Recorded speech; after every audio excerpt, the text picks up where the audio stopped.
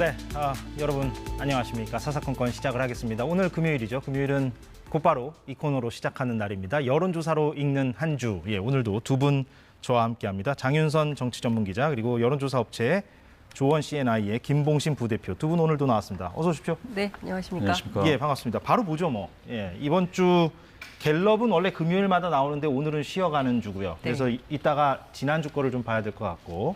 근데 아무튼 이번 주에 NBS 여론조사 결과가 나왔기 때문에 그거 먼저 보고 올까요? 예, 대통령 직무수행 평가 NBS입니다. 맨 위에 있고요. NBS는 전화면접 1,000명을 대상으로 조사하고 있고 저희가 그 그래픽을 보여드릴 때마다 맨 아랫줄에 작은 글씨로 개요를 적어놓고 있고요. 또 자세한 것은 중앙선거 여론조사 심의위원회 홈페이지를 참조하시면 되겠습니다.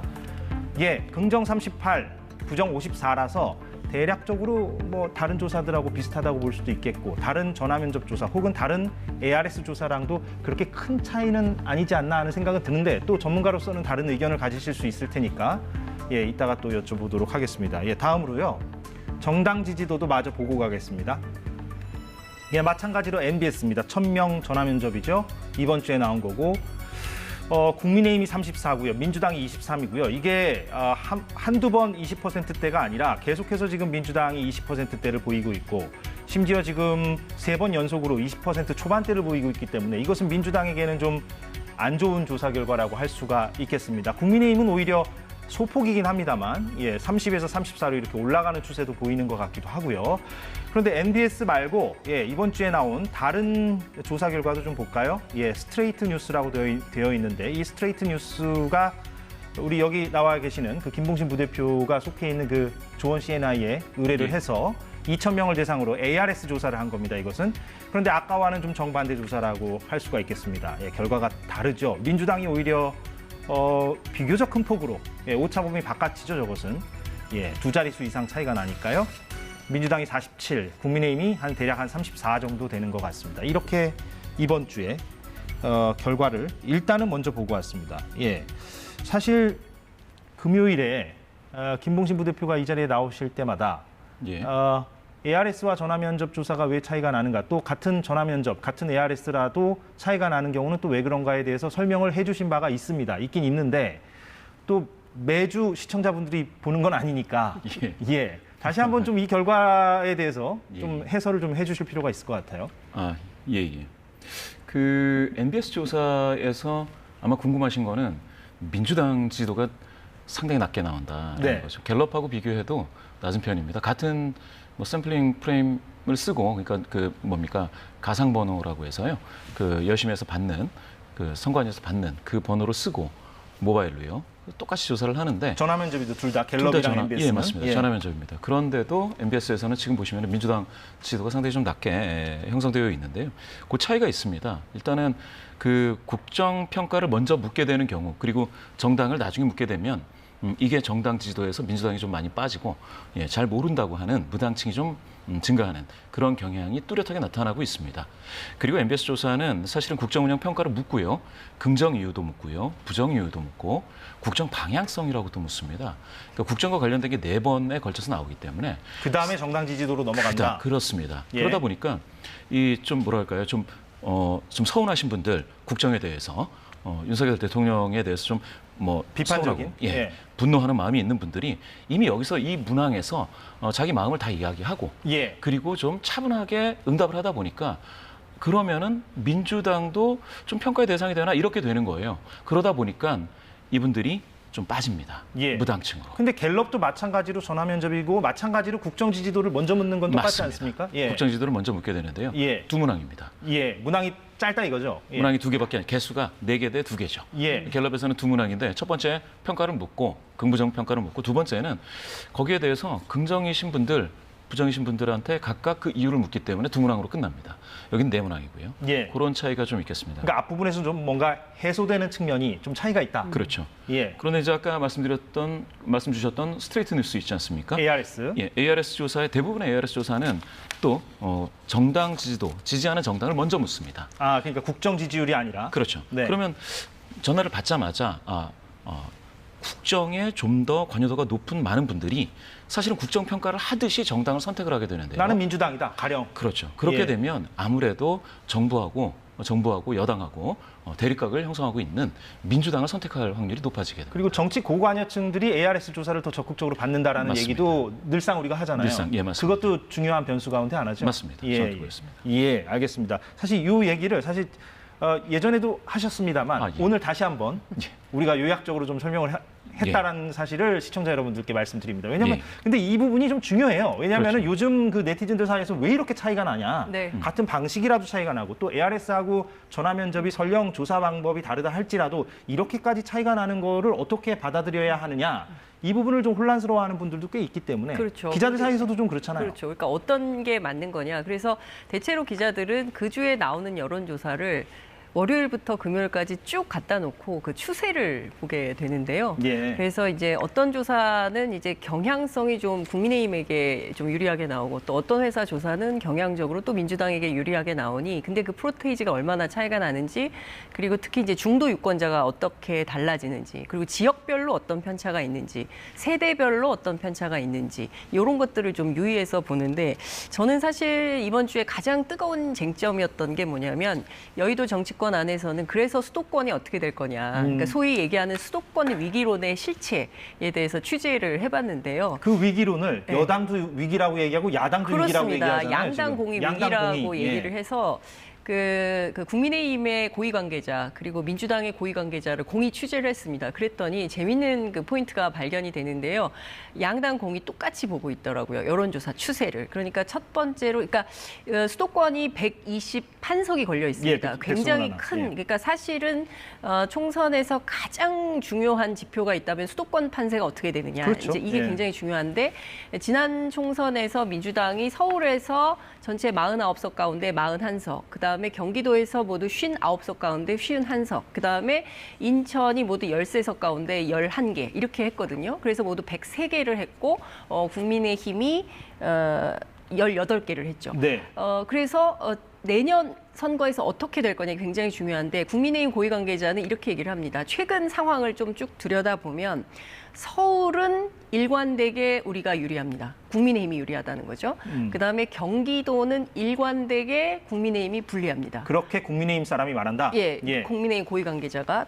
그리고 또 하나는 인천인데요. 인천은 백중세다. 최근에 조금 국민의힘이 유리해지고 있다. 해볼 만하다. 이런 판단을 하고 있었습니다. 예. 여기서 민주당 고위 관계자에게 똑같이 질문을 했습니다. 예. 우리도 그렇게 본다.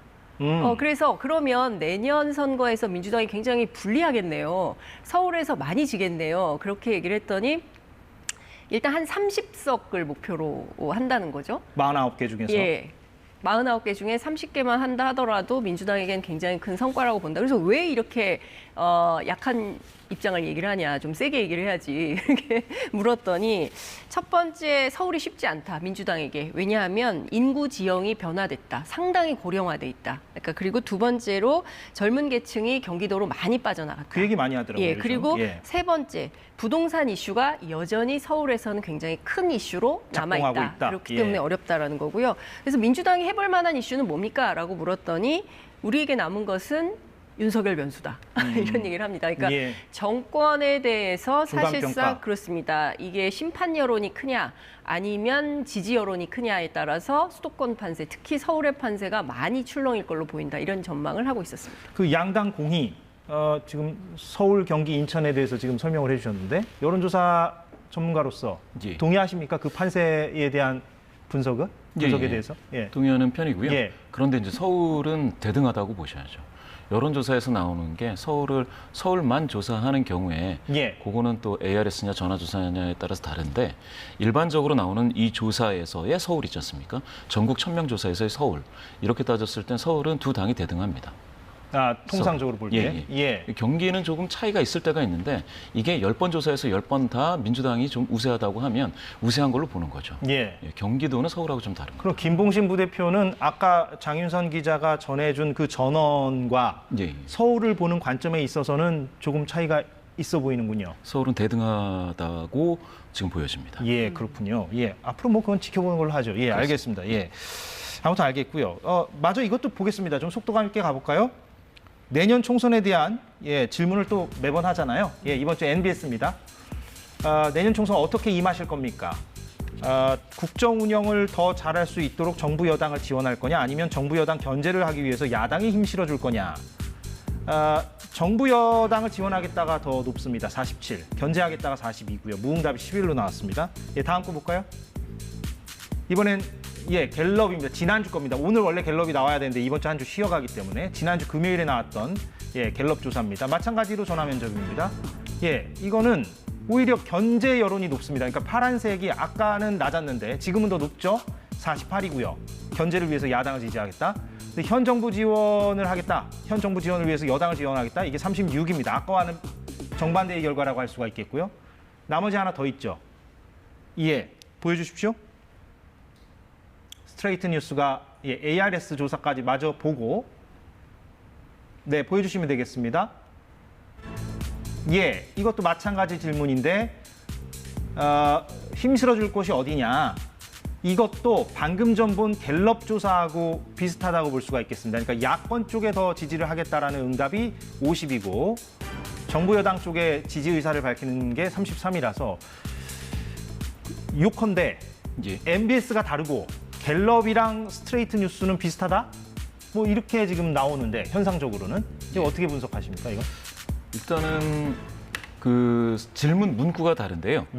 그 NBS에서는 그 정부와 여당이 힘을 실어줘야 되느냐, 아니면 야당에 힘을 실어줘야 되느냐 이렇게 묻고 있고요. 갤럽 같은 방식의 전화 조사죠, 전화 면접 조사인데 여기서는 현 정부 지원하기 위해서 여당이 다수 당선돼야 되느냐라고 묻는 거거든요. 그리고 정부 견제를 위해서 야당이 다수 당선돼야 되느냐라고 묻는 건데, 힘을 실어줘야 되는 걸로 물어보면 사실 지금까지 대등하게 나왔습니다.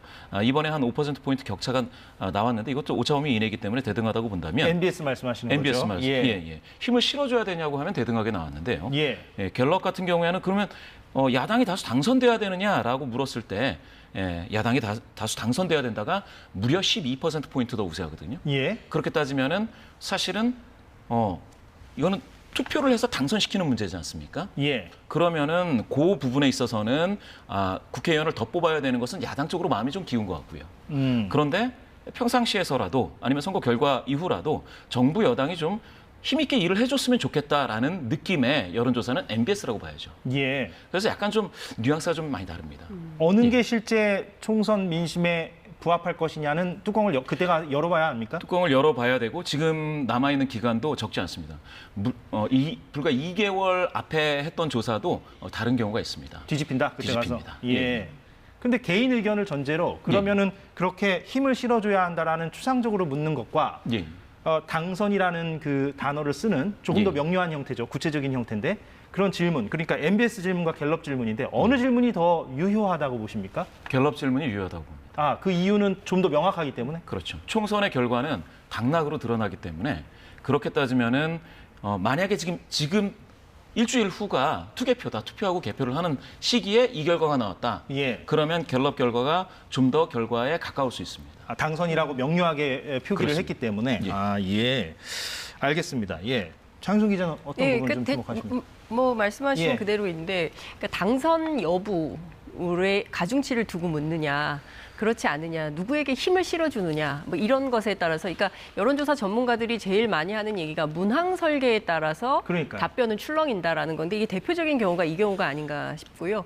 실제로 많은 국민들이 전반적으로 지금 부정평가가 계속 한 60%대의 콘크리트 부정평가가 있는 정부이기 때문에 야당 당선에 대한 소구력이 훨씬 높다, 이렇게 볼 수도 있는 조사 결과가 아닌가 싶습니다. 물론 이거는 뭐 잠정적인 추론이고 말씀하셨듯이 선거 앞두고 출렁이는 게 또 민심이니까 맞습니다. 앞으로 좀 지켜봐야 되겠죠. 알겠습니다. 오늘 이동관 방통위원장 후보자 인사청문회가 있었죠. 이 사안도 한번 보겠습니다. 왜냐하면 이번 주에 또 조사 결과가 나온 게 있기 때문에. 그런데 청문회가 지금도 진행 중이죠. 청문회 모습 잠깐 보고 올까요? 언론을 통해 보도된 거를 뒤늦게 봤는데 그 사실을 제가 물어봤습니다. 저희 아들한테. 상당 부분 사실이 아니라고 얘기한 거를 저는 확인을 물론 했죠. 폭력 사실에 대해서 인정하시나요? 폭력 사실을 인정하시나요? 일부 있었겠죠. 그러나 그것이 학폭위를 열어서 처벌을 할 정도의 내용이 아니라고 학교에서도 판단을 했기 때문에 전학을 보낸 거 아니겠습니까? 네, 지금 보신 영상은 아들의 학교 폭력 문제를 주로 다룬 부분을 저희가 발췌해 왔고요. 예, 다른 뭐 여러 가지 쟁점들도 있습니다. 아시다시피 과거 이명박 정부 시절에 청와대에 있었을 때 그 방송 장악에 개입한 거 아니냐 이런 논란과 의혹도 있고 그러한데 장 기자는 오늘 청문회 모습을 좀 보고 오셨을 거 아니겠어요? 네, 어떤 오전... 부분에서 좀 주목했는지도 궁금하고 또 이게 아무래도 지금 분위기는 대통령은 그냥 가겠다는 분위기인 것 같고요. 그렇죠. 뭐 논란이 있든 없든 간에 강행의 어떤 분위기는 읽혀지고요. 예, 좀 어떻게 전망하시는지 오전에 뭐 야당 의원들이 그런 말을 하기도 했습니다. 무슨 이 청문회가 무슨 의미가 있겠나라는 생각도 든다. 그러니까 어차피 여기서 수많은 문제가 지적되어도 대통령은 모르쇠로 그냥 그 일관을 할 거기 때문에 그럼에도 불구하고 이런 문제들을 지적하는 것은 어쨌든 생방송으로 온 국민께서 이동관 후보자가 과연 적합한 후보자인지 부적합한 후보자인지 판단이 필요하기 때문에 이제 그런 조치들이 있다라는 건데요. 저는 어찌됐든 뭐 이동관 후보자의 언론관, 앞서 말씀하신 그런 이슈들을 포함해서요, 뭐 다양한 문제들이 제기됐는데, 저는 답변 태도가 매우 부적합했다라는 판단이 좀 들었습니다. 오늘 이제 오전 질의가 끝나고 나서 여당 의원들을 향해서 어떤 말을 했냐면, 어모 사격을 세게 해주셔서 고맙습니다. 뭐 이런 얘기를 하고 가요. 아, 여당 의원들에게? 예, 그렇기도 하고. 그리고 또 야당 의원이 이런 문제들에 대해서 혹시 그 사퇴할 생각이 없냐라고 하니까 뭐 점심 먹으면서 뭐 생각을 좀 해보겠습니다라거나. 약간 농담을 섞어서 답변을 그렇습니다. 한 거군요. 예, 그리고 아들 학폭 문제가 사실은 굉장히 심각합니다. 그러니까 그 2011년도 고등학교 1학년 시절에 그 친구의 머리를 제가 또 확인을 했습니다. 저 진술서를. 그랬더니 300번이에요. 이 책상에 친구 머리를 300번을 찧었다 등등의 수많은 폭력이 있었는데 관련해서 이렇게 얘기를 합니다. 아니 뭐 솔직히 CCTV도 없지 않냐. 그때 아무도 그 현장을 본 사람이 없다. 물증이 없다. 예. 아니 그러면 피해 입었다는 피해 학생 진술이 제일 중요한 거 아니냐. 맞습니다. 피해 학생이 한 명만이 아니라 지금 진술서에 나온 학생이 모두 4명이고요. 관련해서 고1 때 담임교사가 이동관 후보자의 답변 문제에 대해서 심각하게 문제 제기를 하고 있어서 오전 질의 때도 마찬가지고 제가 방금 전에 확인한 내용은 지금 영상에 보시는 것처럼 조승래 간사가 오후 질의 때도 똑같이 얘기합니다. 참고인 자격으로 모셔서 담임교사의 얘기를 들어보자. 당시 고등학교 1학년 담임이었죠. 그렇습니다. 예. 담임교사 얘기로는 무슨 사과했다고 주장을 했는데 실제로 본인은 그런 얘기를 들은 바 없고 오히려 MBC 보도로 나온 바에 따르면 지각을 기숙사 학교임에도 불구하고 지각을 너무 많이 해서 잦은 지각이 있다라고 생활기록부에 기록을 했는데 그 기록을 없애달라고 요청하는 전화를 오히려 받았다. 사과 전화는 한 적이 없다. 이제 이런 얘기를 하고 있거든요. 그럼 양측의 주장이 엇갈리고 있는 겁니다. 그러니까 한번 불러보자. 그렇습니다. 예. 불러서 얘기를 들어야 되는데 지금 여당인 국민의힘에서 동의를 안 해주고 있어요. 그러면 이 객관적 검증이 필요한 인사청문회라는 절차를 통해서 온 국민이 확인을 해봐야 됩니다. 누가 거짓말을 하는 건지. 그럼 참고인 자격 불러서 확인을 해야죠. 근데 그런 것을 안 하고 있다는 것 자체가 매우 좀 심각한 거 아닌가라는 생각이 좀 들고요. 또 하나는 장제원 위원장의 태도입니다. 그 상당히 엄호를 하면서 대통령이 언론사 사장하고 통화하면 안 돼요? 뭐 이제 이런 얘기를 해요. 대통령이 언론사 사장하고 무슨 뭐 사적으로 통화를 할 수는 있을지는 모르겠지만 이명박 전 대통령 당시를 그렇습니다. 말하는 거죠. 그렇습니다. 예, 현 대통령은 아니고. 예. 예. 이런 방식으로 해도 된다. 그러니까 공영방송 그리고 언론의 역할에 대해서 뭔가 정확하게 잘 인지가 안 된 상태가 아닌가라는 판단이 들 정도의 입장이 나와서 대단히 부적절했다. 이런 비판이 가능할 것 같습니다. 예, 그 장윤선 정치전문기자의 논평을 들었고 사실 저희가 장제원 의원이나 이동관 후보자나 언제든 좀 인터뷰를 좀 하고 싶습니다. 반론도 좀 듣고 싶고 한데 좀 섭외가 쉽지 않은 인물들이라서 사실 다른 시사 프로그램도 아마 사정은 비슷할 것 같다는 생각은 들고요. 여론조사 결과 잠깐 보고 오겠습니다. 이번 주 나온 게 있는데요. 이동관 후보자 방통위원장에 적합한가 물었습니다. ARS죠. 스트레이트 뉴스입니다. 부적합이 거의 한 60% 가까이 되고요. 적합이 31.5%인데 이 이동관 후보자에 대한 조사는 사실 이번 주에 나온 이거 말고도 전에도 사실은 김봉신 부대표가 전해주신 적이 있고요. 사실 그때 수치가 제가 정확히 기억은 나지 않습니다만 그때 우리가 주목해서 얘기했던 것도 그 대통령 지지율보다 오히려 그 그 찬성 여론이 낮지 않느냐 이 부분을 좀 주목해야 된다 그런 말씀을 주셨던 걸로 기억을 예. 하는데 예, 이번 결과는 좀 어떻게 보십니까? 이번 결과도 부적합이 이제 59.8이니까 10명 중 6명이죠. 예. 그러면 여론은 상당히 그 낮은 편입니다. 예, 낮은 편이다. 적합도가 이제 31.5다라고 하면 대통령 긍정 비율하고 비교를 해서도 결코 뭐 좋을 게 없는 그런 상황이 됐습니다. 대통령이 같은 조사에서 대통령 긍정률이 35.8이죠. 그럼 거기에 이제 미치지 못한다라는 거는 이동관 방통위원장과 관련된 이슈가 계속해서 언론에 나올 때 대통령 긍정률을 더 낮출 수 있는 하방 압력이 될 수도 있겠다라는 생각을 하게 되는 부분이고요. 더군다나 제가 볼 땐 이 조사 결과만으로 따지면은 대구 경북 지역을 포함해서 전국의 모든 권역 지역에서 사실은 적합하다라는 여론이 우세한 지역이 전혀 없습니다. 아 대구 경북도 마찬가지로? 네, 그렇습니다. 적합하다가 더 높게 나오고 우세한 지역은 없고요. 부적합이 높게 나오죠. 부적합 여론이 예. 더 우세했다 이렇게 보시면 될 것 예. 같고요. 연령대로 봤을 때 특히 그 가장 그 적합하다라는 응답이 적게 나온 것은 20대입니다. 아까 그 학폭 말씀 주셨는데 그게 변수가 되고 있다. 예, 그렇습니다. 물론 20대에서 22.0%가 잘 모르겠다라고 했지만 또 적합하다라는 응답은 21%에 그쳤습니다. 이렇게 봤을 때에는 상당히 지금 이 이슈는 뭐 대통령으로서는 별로 이렇게 좋은 이슈는 아니다. 다만 국민의힘 지지자 중에서는 78%가 적합하다라고 했으니까 조금 뭐 몰려 있는 거죠. 예. 정당 균열에 의해서 결정이 되는 그 정치적인 이슈가 되는데요. 그런데 이걸 진보, 중도, 보수로 봤을 때 중도 여론은요. 중도의 64.2%가 부적합하다고 했습니다. 예. 그러면은 앞으로 그 대통령 긍정률을 높이고 또 총선을 준비하는 과정이라고 한다면 이 중도 여론을 잘 봐야 될 텐데 지금은 중도 여론에서 이렇게 부적합이 많이 나왔습니다. 이렇게 따진다면 이거는 좀 대통령실에서는 잘 봐야 될 여론이네요. 예, 그래서 하방 압력이라는 말씀을 쓰셨고요. 그렇습니다. 예, 알겠습니다. 자, 다음 사안으로 좀 넘어가겠는데요. 예, 흥미로운 조사 결과가 또 이번 주에 나왔는데, 예, 아시다시피 그 주간지 시사 저널이 1년에 한 번씩 조사하는 게 있고요. 이 조사는 사실 매우 오래됐습니다. 해마다 한 번씩 하는데요. 누가 대한민국을 움직이는가 이런 큰 주제를 가지고 여러 조사 결과를 발표하는데, 자, 먼저요. 가장 영향력 있는 인물, 이거 해마다 조사하는 겁니다. 시사저널입니다.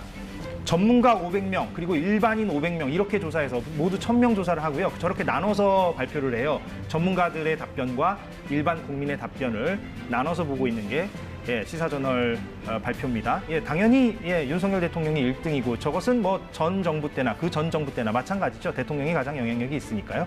그 다음 순서를 보면 이재명, 이재용, 한동훈, 김건희.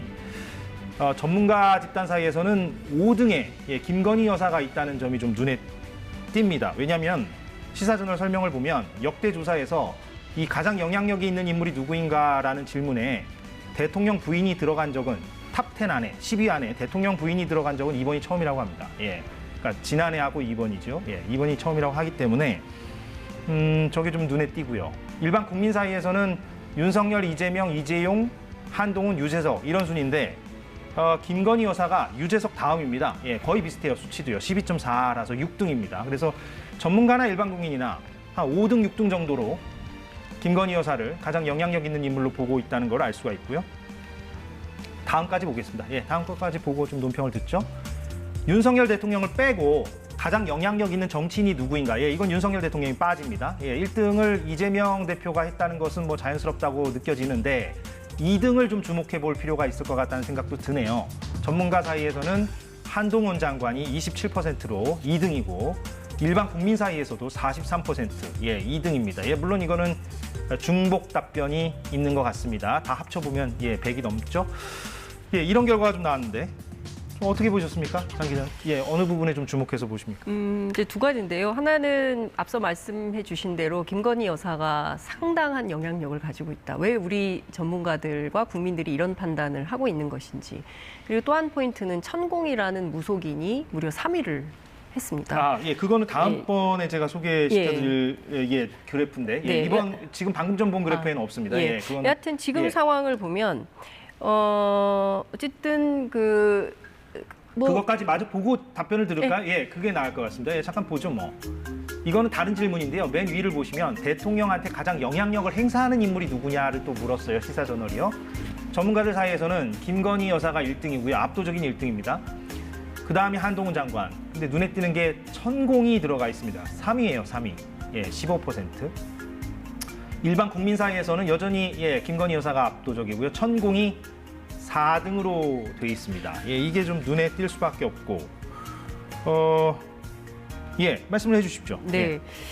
근데 왜 이런 판단을 전문가 일반 국민 할 것 없이 공통적으로 그렇습니다. 이런 판단을 하고 있나를 좀 이제 살펴볼 필요가 있는데요.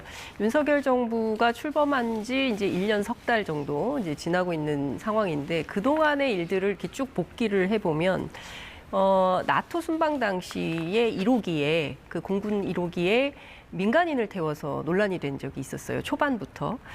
그리고 또 이제 리투아니아에 가서 명품 쇼핑 논란이 있었는데 그냥 비단 명품 쇼핑을 한 게 문제가 아니라 어쨌든 그 공적으로 일을 수행하는 수행원들을 전부 밖에서 대기시켜 놓고 했다라는 것에 대해서 국민들이 이제 놀란 측면이 있는 것이고요. 그리고 이제 수많은 그 인터넷에 김건희 여사와 관련된 그 영상이 막 돌아다녔죠. 예컨대 뭐 UN 대통령 연설 처음 할 때 이렇게 막 이렇게 손가락으로 지휘하는 듯한 그런 인상이 있었고, 그 다음에 이제 인도네시아 발리에서 열렸던 그 G20 행사에서 또 이렇게 대통령 보고 나가라고 이렇게 막 손짓하는 영상, 뭐 이런 등등을 볼 때 국민들이 보시기에는 상당한 영향력이 있다 이렇게 볼 수밖에 없는 측면이 있는 것이고요.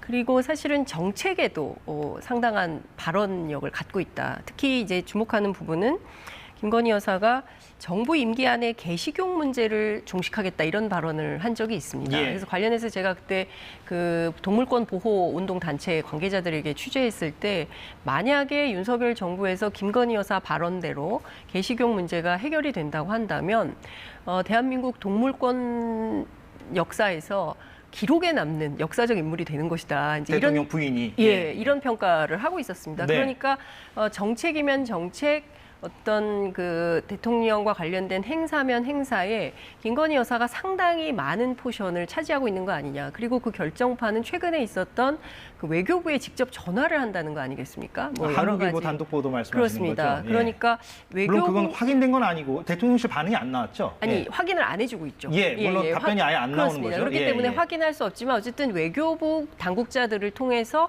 확인한 내용을 이제 한국일보가 보도한 것이기 때문에 관련해서는 대단히 충격적이다 이런 이제 입장들이 나오는 것이죠.